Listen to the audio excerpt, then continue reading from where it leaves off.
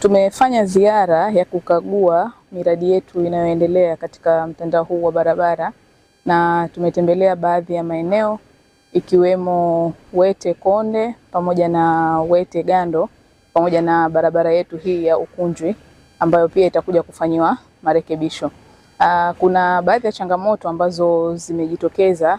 Kwa hiyo sisi kama uongozi wa wizara tunakaa chini kujaribu kujadiliana kuweza kupanga mikakati ya namna gani tunakaa na hawa wakandarasi kwa ajili ya kuzitengeneza hizi barabara.